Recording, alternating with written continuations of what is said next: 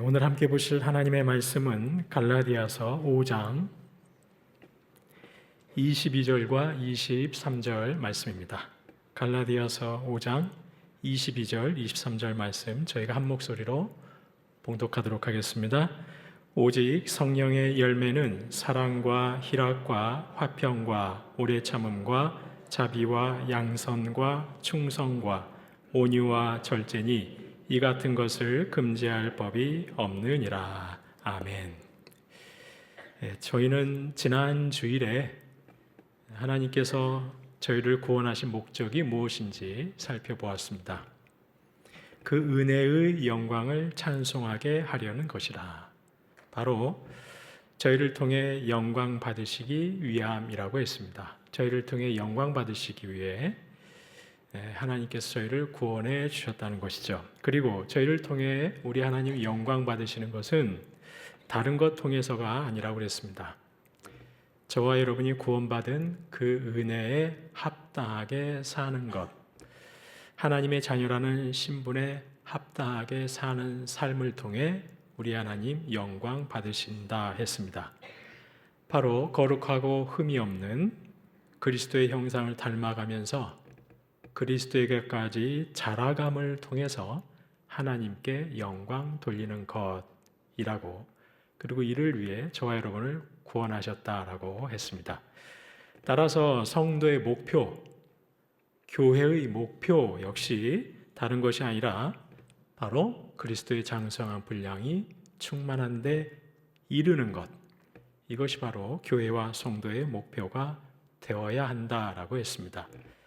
머리이신 그리스도에게 걸맞게, 하나님의 자녀에 걸맞게 사는 삶이 바로 성도의 목표고, 그렇게 했을 때 우리 하나님 영광 받으시고, 바로 이를 위해 하나님께서 저와 여러분을 하나님의 자녀로 불러주셨다는 것입니다. 그리고 이를 위해서, 이러한 신앙의 성숙을 위해서 우리가 그리스도에게까지 자라가는 그 방법이 무엇이냐? 저희는 무엇보다 날마다 하나님을 더 깊이 알아가야 한다고 했습니다. 하나님을 알아가는 것이야말로 우리 성도들의 평생의 목표가 되어야 한다고 했습니다. 하나님을 더 깊이 알아가면 알아갈수록 계시에 대한 반응인 믿음, 하나님이 계시해 주신 하나님의 계시에 대한 반응이 바로 믿음인데, 그 믿음 역시 함께 자랄 수 있기 때문이죠. 저희의 신앙도 자랄 수 있기 때문인 겁니다. 하나님을 더 깊이 알아갈수록, 아니 하나님이 이렇게 좋으신 분이셨다니, 이렇게 신실하신 분이시다니, 나 이제 하나님만 온전히 신뢰해야 되겠다. 하나님을 더 온전히 깨달아갈수록 저희의 믿음, 온전한 믿음으로 나아갈 수 있기 때문에 하나님을 더 알아가자라고 한 것이죠. 즉 그렇게 저희의 신앙 역시, 믿음 역시 자라갈 수가 있다는 겁니다. 하나님을 알아갈수록. 그래서 저희는 내가 20년 전에 믿었던 그 믿음, 10년 전에 만났던 그 하나님, 그거 붙잡고 지금 신앙생활을 해서는 안 되는 것이죠. 매일 새롭게 말씀하시고 역사하시는 하나님을 날마다 더 깊이 알아가야 되는 것이죠. 또한 올해의 주제인 성령께서 이끄시는 대로 살아갈 때, 성령께서는 저희의 삶 가운데 그리스도의 성품의 열매를 맺게 하신다고 그랬습니다. 그리스도의 성품을 맺게 하셔서 그리스도를 닮아가게 함으로 저희의 신앙을 성숙하게 하신다라고 했습니다. 그리고 지난 한 주 동안 그렇다면 성령께서 이끄시는 대로 살아가는 것은 무엇인지, 그리고 그 성령의 열매는 무엇인지 하나씩 살펴보고 있습니다. 자, 성도님 여러분, 그렇다면 성령께서 이끄시는 대로 살아간다는 것은 무엇을 말하는 것이라고 했습니까? 이 부분은 좀 중요한 부분이기 때문에 저희가 새벽에 나눴던 것을 좀 다시 복습하도록 하겠습니다.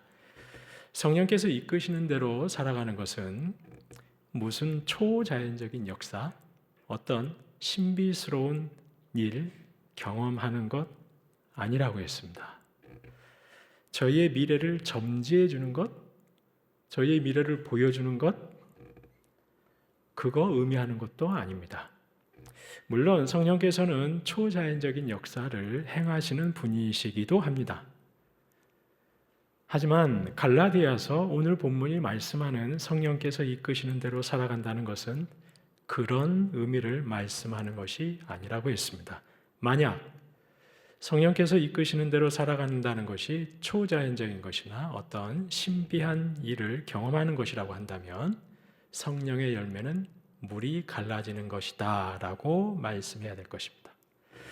성령의 열매는 수많은 기적이 일어나는 것이다 라고 갈라디아서 본문은 말씀해야 될 것입니다. 성령의 열매는 기적이다 라고 본문이 말씀해야 할 것입니다. 선포하면 사람들이 막 쓰러질 것이다. 나의 앞길이 어떻게 되는지 성령께서 이끄시는 대로 살다 보면 알게 될 것이다. 그렇게 말씀해야 할 것입니다. 자녀들이 어디에 진학하고 어디에 취직해서 어떻게 승진하는지 성령께서 이끄시는 대로 살아가다 보면 알게 될 것이다 라고 갈라디아서 본문이 저희에게 말씀해야 할 것입니다. 성령께서 이끄시는 대로 살았더니 어디로 이사가서 집값이 올랐고 땅을 샀더니 땅값이 치솟았더라 라는 이 같은 결과물들이 저희의 입술을 통해서 고백되어야 할 것입니다. 그런데 성령께서 이끄시는 대로 살아가는 삶의 열매, 그 결과물은 이러한 것들과는 전혀 상관이 없습니다. 세상을 떠들썩하게 하는 어떤 결과물이 아니라는 것입니다. 세상 기준에서 보면 저는 잘 모르겠습니다. 좀 시시하실지도 모르겠습니다. 이 성령의 열매라는 것이. 전혀 요란하지도 않고 휘황찬란하지도 않고 세상을 깜짝 놀라게 하는 그런 어떤 열매가 아니라는 것이죠. 바로 성령께서 이끄시는 대로 살아갈 때 저희에게 주어지는 성령의 열매, 그 결과물 사랑, 희락, 화평, 오래 참음, 인격의 변화가 임한다는 것이죠. 주님의 성품 닮아가는 신앙의 성숙이 주어지더라는 것입니다. 성령님과 신앙의 성숙, 성령을 따라 살았더니 인격이 변화된다? 이것이 잘 연결이 안 되시는 분, 좀 낯설게 느껴지시는 분들도 계실지 모르겠습니다. 저희는 그동안 성령님에 대해 한쪽으로 치우친 시선에서 신앙생활했던 것이 사실입니다. 성령의 역사와 성령의 은사에 너무 열광한 나머지 성령을 이런 분으로만 여기고 성령의 역사와 성령의 은사를 과도하게 쫓는 성도님들, 반대로 오히려 이러한 성령의 역사와 은사에 대한 거부감 때문에 지나치게 거부하고 계시는 성령님들, 성도님들, 이러한 양극단이 지난 교회의 현실이었지 않았을까 싶은 것이죠. 하지만 성령님께서 하시는 일 중 사실 가장 중요한 일은 바로 오늘 본문 말씀대로 저희의 인격과 성품을 그리스도의 인격과 성품으로 변화시켜 가시는 것입니다. 성도님 여러분, 우리 주님 말씀하셨습니다. 우리 주님 성령님은 무슨 영이라고 말씀하셨습니까? 진리의 영이라고 말씀하셨습니다.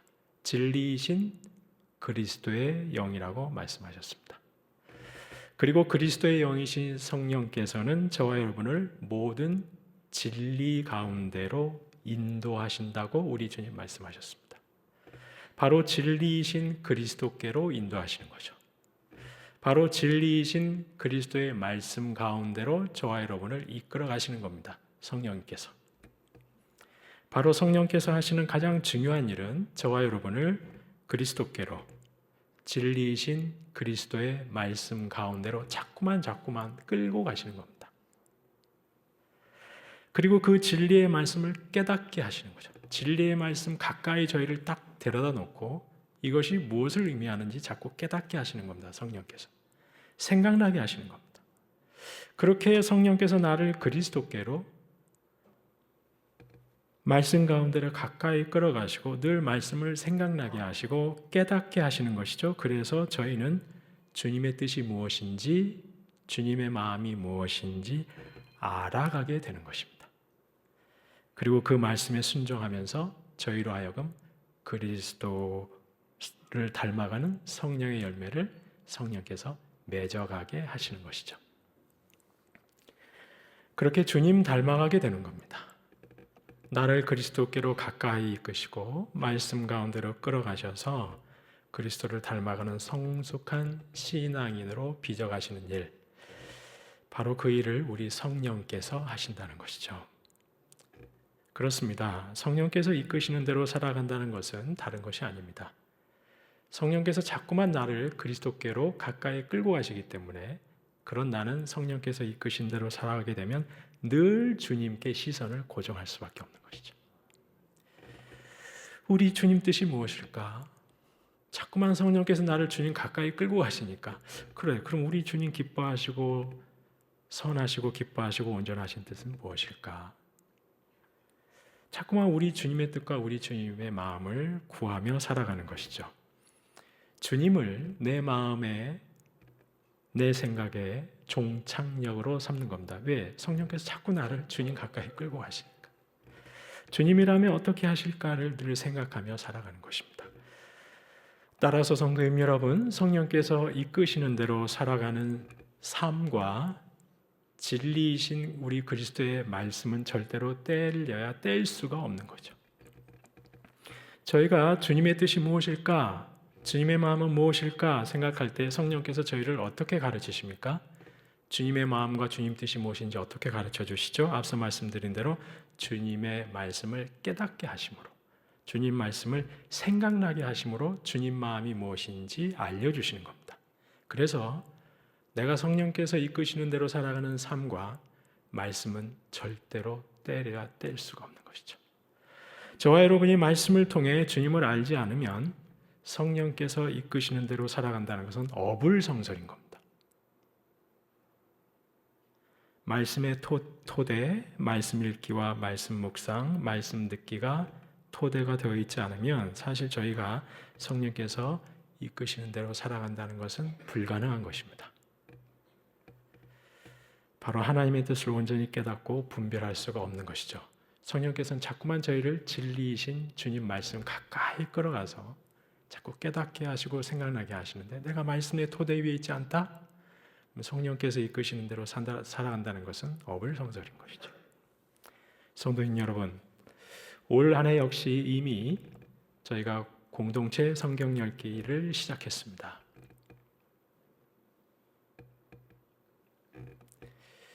올 한 해 저희는 매일 새벽마다 매일 성경을 가지고 말씀을 묵상할 겁니다. 저희는 예배 때마다 강단을 통해서 하나님의 말씀을 들을 것입니다.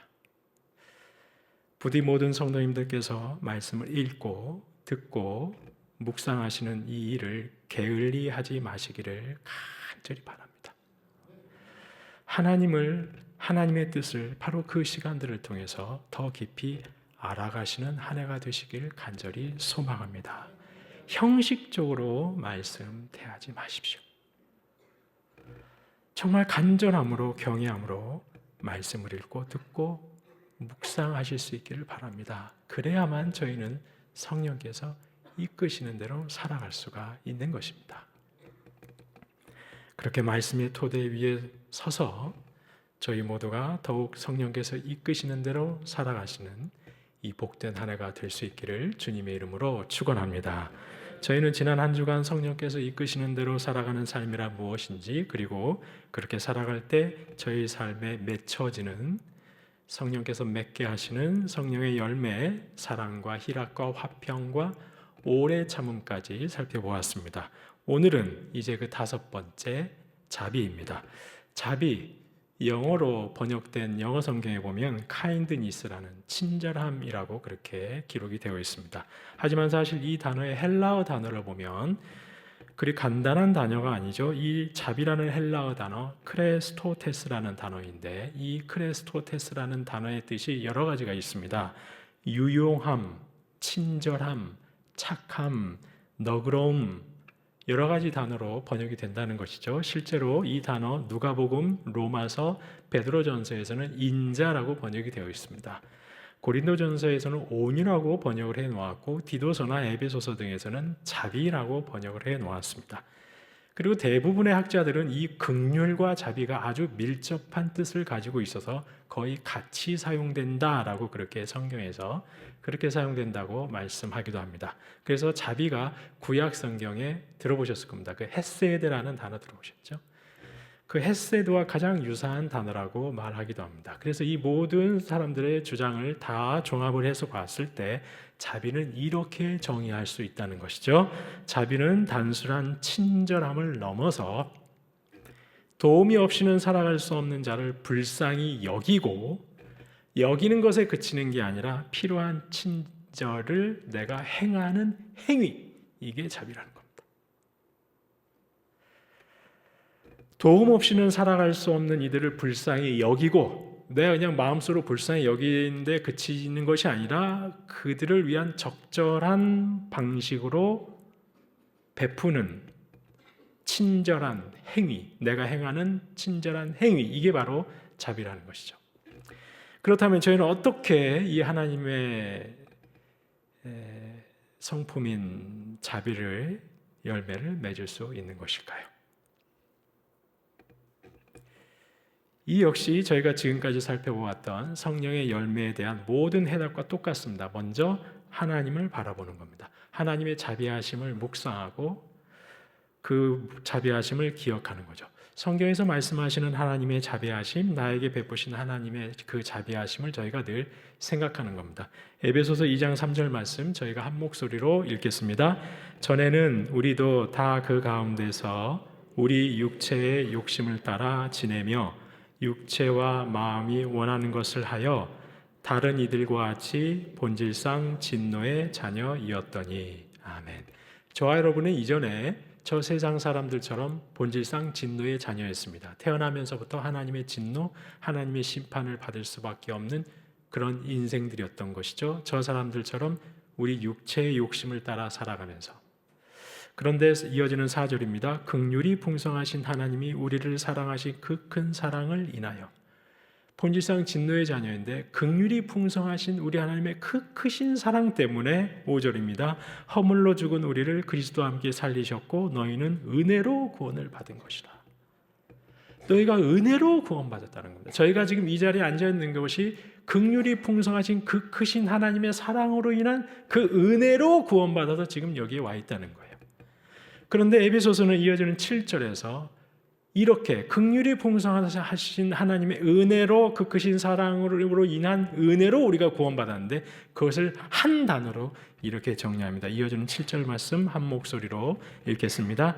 이는 그리스도 예수 안에서 우리에게 자비하심으로써 그 은혜의 지극히 풍성함을 오는 여러 세대에게 나타내려 하심이라. 아멘.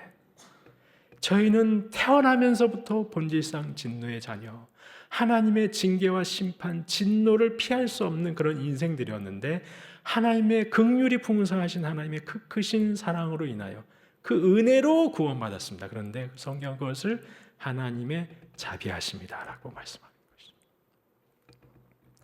하나님의 자비하심으로 저와 여러분이 구원을 받은 것입니다.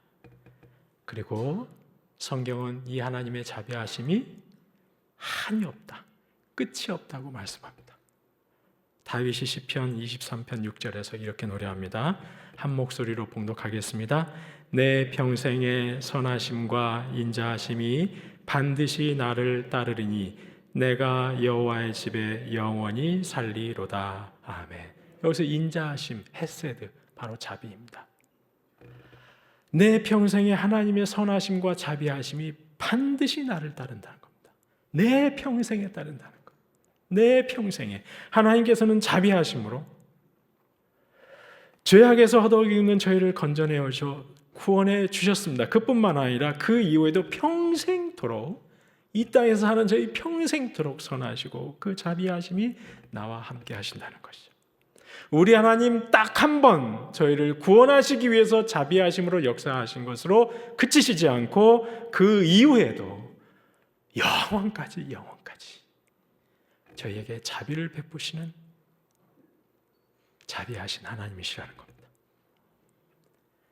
성도님 여러분, 누가복음 15장 보시면 잃어버린 두 아들에 대한 비유, 흔히 말하는 탕자의 비유 있습니다. 그 누가복음 15장 둘째 아들, 실은 저희 둘째 아들처럼 저희는 늘 하나님을 배반하죠. 늘 하나님을 떠나려고 합니다. 하나님을 믿는다고 하면서 또다시 내 생각대로, 내 마음대로 육체의 욕망을 따라 살아가는 거죠. 그러다가 또 실패하고 좌절하고, 그리고 또 염치 없이 주님 앞에 나오는 겁니다. 실은 저희가 지난 한 주간의 삶이 그러지 않았습니까? 지난 한 주간 내가 특별 새벽 기도라고 해서 새벽을 깨우고 주님 앞에 나가서 기도하는데, 새벽에 기도하고 돌아서서 나가면 또 내 마음대로 내 뜻대로 하루 종일 사는 겁니다. 그러다가 좌절하는 거죠. 나는 정말 왜 이럴까? 난 정말 주님의 은혜가 없이는, 주님 도우심이 없이는 내가 정말 거룩한 주의 백성답게 살아갈 수가 없는 것이구나. 그래서 또 주님 앞에 나가죠. 그럼 우리 주님 어떻게 하십니까? 그런 저희를 보고 정말 꼴 좋다. 넌 대체 언제쯤 인간이 되려느냐, 그렇게 하십니까? 그렇게 타박하시고 핀잔 주십니까? 그렇지 않으시죠. 그때마다 마치 다시 돌아온 둘째 아들을 맞이하시는 것처럼, 저 멀리서 보시고 아직 거리가 먼데도 그를 보고 측은히 여기셔서 달려가서 목을 안고 입을 맞추시는 것처럼 두 팔 벌려 저희를 안아주시는 것이죠. 회개하는 저희의 심령을 긍휼과 자비로 감싸주시는 겁니다. 성도님 여러분, 우리 주님께서는 주님 앞에 나온 저희를 향해, 주님 앞에 나오는 저희를 향해 다시는 너의 죄를 기억하지 않겠다고 말씀하시는 하나님이시죠. 제사를 다 탕진하고 돌아온 둘째 아들을 향해서 비난하고 정죄하십니까? 그렇지 않습니다. 속이 없으신 분인지 제일 좋은 옷 내어서 입히시고 살진 송아지 잡아 잔치를 베푸시는 하나님이십니다. 하나님 대체 왜 그러신 겁니까? 건망증 때문에 그러신 것일까요? 저희가 지난 한 주간 어떻게 살았는지 우리 하나님은 모르시기 때문에 그러신 것일까요? 그렇지 않으시죠. 바로 우리 하나님이 자비하신 하나님이시기 때문이죠. 그래서 우리의 죄를 다 어떻게 하기로 작정하신 거예요? 내가 까먹기로 작정하신 겁니다. 이뿐만이 아니죠. 예수님께서는 자비하심으로 저희를 용서하시고 우리 하나님 저희를 그렇게 구원해 주실 뿐만 아니라 저희가 이 땅에서 살아갈 때 주님의 도움이 없이는 해결할 수 없는 삶의 실질적인 필요들을 또한 채워주시는 자비의 하나님이십니다. 주님의 도우심이 없이는 도저히 살아갈 수 없는 저희의 필요, 삶의 실질적인 필요를 다 하시고 채워주시는 자비하신 하나님이시죠. 복음서 곳곳에서 우리 주님은 가난한 자들, 아픈 자들, 소외된 자들을 향해 놀라운 자비를 베푸십니다. 그들의 실질적인 결핍과 피로를 다 채워주시는 주님이시죠. 혈루증을 앓던 여인 생각해 보시기 바랍니다. 12해 동안 혈루증을 앓고 부정한 존재로 사람들에게 인식되어서 사람들에게서도 버림받아 살던 아주 가련한 인생, 그런 인생이 군중사를 비집고 어렵게 들어가서 주님의 옷자락 뒤에서 살짝 만졌습니다. 그리고 병이 나았습니다. 성도님 여러분, 그때 예수님 한시가 급하게 누구의 집으로 달려가고 계셨습니까? 회당장 야이로의 집으로 가고 계셨습니다. 회당장 야이로가 예수님께 찾아와 자신의 딸을 살려달라고 간곡하게 구했기 때문에 예수님께서 서둘러 야이로의 집으로 가시는 중이었습니다. 그런데 그때 혈루증을 앓는 여인이 예수님의 옷자락을 만지고 나음을 받았습니다. 주님께서 여인의 질병을 치료해 주신 것이죠. 옷자락만 만져도 나음을 받도록 자비를 베풀어 주신 것입니다. 그러니 이제 그렇다면 예수님이 이제 어떻게 하시면 됩니까? 가시던 길 쭉 계속 가시면 되는 겁니다. 야이로의 딸이 죽어가고 있지 않습니까? 그런데 주님께서는 가던 길 멈추고 돌아서셔서 많은 사람들을 둘러보시고 뭐라고 말씀하셨습니까? 누가 내 옷에 손을 대었느냐? 누가 내 옷에 손을 대어 치료함 받았느냐? 모든 사람들이 다 듣도록 말씀하셨습니다. 왜 주님 그렇게 굳이 말씀하셨습니까? 그저 한시가 급한 그때 가시던 길 가셔도 되는데 왜 그렇게까지 하셨습니까? 사람들에게 말씀하시는 거죠. 혈루증 앓던 여인이 이제 병이 나았다. 이제 부정한 것은 다 사라졌다. 그러니 이제 너희가 다시는 이 여인 배제하지 마라. 소외시키지 마라. 이제 다시는 이 여인을 너희 마을에서 쫓아내지 말라라고 말씀하시는 거죠. 그녀를 이제 너희 공동체의 일원으로 기꺼이 받아들여라. 모든 사람에게 말씀하시는 겁니다. 12해 동안 혈증하려면서 사람들에게서 공동체에서 완전히 소외당해버렸던 이 여인을 도저히 그냥 지나치시지 못하시는 겁니다. 그녀를 공동체 일원으로까지 온전하게 회복시켜 주시는 긍휼이 풍성하신 주님, 자비가 풍성하신 우리 주님이신 것이죠. 주님은 그 여인의 육체적 피로뿐만 아니라 그녀 마음 깊은 곳의 상처, 아픔까지 헤아리시고 그 피로를 채워주시는 자비를 베푸신 것입니다. 우리 주님 복음서에서 이 여인뿐만 아니라 나병 환자, 맹인 바디메오, 심지어는 가늠한 여인까지, 심지어는 십자가에 달려 돌아가시는 그 순간에도 십자가에 함께 달려있던 죄수가 예수여 당신의 나라 임하실 때 나를 기억하소서 했을 때 우리 주님 뭐라고 말씀하셨습니까? 오늘 네가 나와 함께 낙원에 있으리라. 달려 죽으시는 그 마지막 순간까지도 자비를 베푸시는 우리 주님이신 것이죠. 성도님 여러분, 성경은 온통 하나님의 자비하심으로 넘쳐납니다. 우리 주님의 자비하심으로 가득합니다. 참으로 주님은 자비의 하나님이시죠. 그리고 이제 이 하나님께서는 이러한 하나님의 자비하심을 입은 저희를 향해 이렇게 말씀하시죠. 우리 주님 누가복음 6장 36절에서 말씀하십니다. 함께 봉독하겠습니다. 너희 아버지의 자비로우심 같이 너희도 자비로운 자가 되라. 우리 하나님 저희에게 자비, 넘치는 자비를 베풀어 주셨고 지금도 베풀어 주시고 앞으로도 베풀어 주실 것인데, 그러면서 저희에게 바라시는 것 딱 하나, 내가 자비한 것처럼 너희도 자비한 사람이 되라는 것입니다. 골로새서 3장 12절 한 목소리로 봉독하겠습니다. 그러므로 너희는 하나님이 택하사 거룩하고 사랑받은 자처럼 긍휼과 자비와 겸손과 온유와 오래 참음을 옷 입고, 긍휼과 자비의 옷 입으라는 겁니다. 성도님 여러분, 성령께서 이끄시는 대로 살아가는 것이 무엇입니까? 바로 주님의 자비하심을, 주님께서 나에게 베푸신 그 자비하심을 기억하는 것입니다. 그리고 지금도 내 평생의 선하심과 자비하심으로 내 삶의 모든 필요를 채워가고 계시는 그 자비하신 주님을 잊지 않는 겁니다. 그것을 늘 묵상하는 거죠. 참으로 나에게 자비하신 주님을. 그리고 그 자비하심을 입은 자답게, 하나님의 이 같은 자비하심을 깨달은 자답게 저와 여러분 역시 이제 자비로운 자가 되는 것입니다.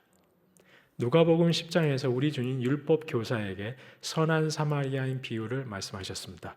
그리고 선한 사마리아인 비유를 다 끝내시고 율법 교사에게 물으시죠. 누가 강도 만난 자의 이웃이 되겠느냐? 그러자 율법 교사가 이렇게 답합니다. 누가복음 10장 37절 이르되 자비를 베푼 자니이다. 자비를 베푼 자니이다. 예수께서 이르시되 가서 너도 이와 같이 하라 하시니라. 너도 가서 이와 같이 하라. 선한 사마리아인과 같이 일상에서 만날 수 있고 또 마주하는 도움이 필요한 이들을 향해 손길을 내미는 겁니다. 함께 한 몸으로 불러주신 지체들 가운데 도움이 필요한 지체들의 필요를 내가 할 수 있는 범위에서 채워주는 거죠. 성도님 여러분, 제사장 그냥 지나쳤습니다. 레위인 그냥 지나쳤습니다. 그 당시 사람들은, 유대인들은 제사장 천국 가는 티켓 이미 가졌다고 다 인정했습니다. 레위인이 하늘나라 가지 않으면 누가 하늘나라 간단 말입니까? 사마리아 사람 죽었다 깨어나도 천국에 갈 수 없다고 유대인들은 그렇게 생각했습니다. 하지만 정작 자비하신 하나님 따라 자비를 베푼 사람은 제사장도 레위인도 아니고 사마리아 사람이 자비를 베풀었습니다. 저와 여러분은 염려가 되는 것이죠. 혹시 이미 구원받은 교회와 성도가 세상과 달리 오히려 자비와 가장 먼 곳에 있는 것은 아닌가 염려가 되는 것입니다. 그렇다면 저와 여러분 이러한 자비와 자비로운 삶을 정말 살고 있는 것인가 싶은 것이죠. 저와 여러분은 정말 자비로운 하나님 그 자비하심을 풍성하게 받아 누리고 있는 저희는 정말 자비로운 삶을 살아내고 있는 것일까? 저희가 너무 나와 내 가정에만 내 모든 시야를 집중하면 다른 사람의 필요를 볼 수가 없습니다. 볼 수가 없습니다. 누가 지금 도움이 필요한지 볼 수가 없는 겁니다. 저희는 나와 내 가정에만 집중되어 있는 눈을 들어서 주님의 마음으로 이웃을 바라봐야 되는 것이죠. 주님의 마음으로 지체들을 바라보는 겁니다. 나의 삶에, 내 가정에, 나의 분주하니 일상에만 몰두해 있는 이상 저와 여러분 역시 누가복음 10장에 나오는 제사장과 레위인처럼 너무나도 형식적인 종교인에 그칠 수 있다는 것입니다. 저희는 주님의 마음으로 이웃과 우리 교회 지체들을 바라볼 수 있어야 되는 것이죠. 그럴 때 그들의 필요가 보이는 것이고 저와 여러분은 기꺼이 시간을 내어 물질을 내어 그들의 필요와 결핍을 채워줄 수가 있는 겁니다. 선한 사마리아인처럼. 성도님 여러분, 저희가 또 하나 기억할 것은 자비는 절대 값싼 동정이 아닙니다. 값싼 동정이 아닙니다. 힘겨운 이들을 향해 동정하는 것, 이게 자비가 아닙니다. 어떻게 할까? 어떻게 할까? 정말 안 됐다. 이 몇 마디 건네는 것이 자비가 아닙니다. 이런 동정은 자비가 아닙니다. 저희는 먼저 무엇보다 도움이 필요한 분들의 마음을 같이 할 수 있어야 돼요. 그분들과 마음을 같이 하고 그분들의 입장에 서 볼 수 있어야 됩니다. 그분들 입장에 서 볼 수 있어야 됩니다. 지난해 7월에 우리 사는 광주광역시에서 민생회복 소비 쿠폰 선불 카드를 만들었습니다. 그런데 소득 수준에 따라 색깔을 달리했습니다. 그래서 논란이 된 적이 있습니다.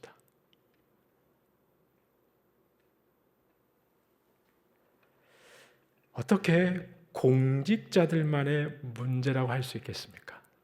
저와 여러분 안에는 그런 게 있는 거죠. 도움이 필요하신 분들 입장에 서지 못하는 겁니다.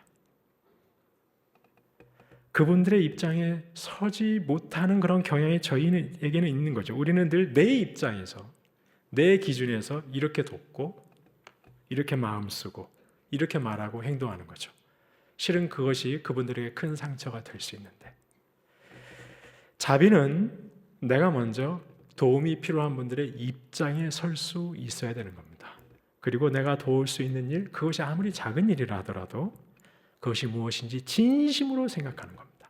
그리고 내가 할 수 있는 그 아주 작은 일이라도 행하는 겁니다.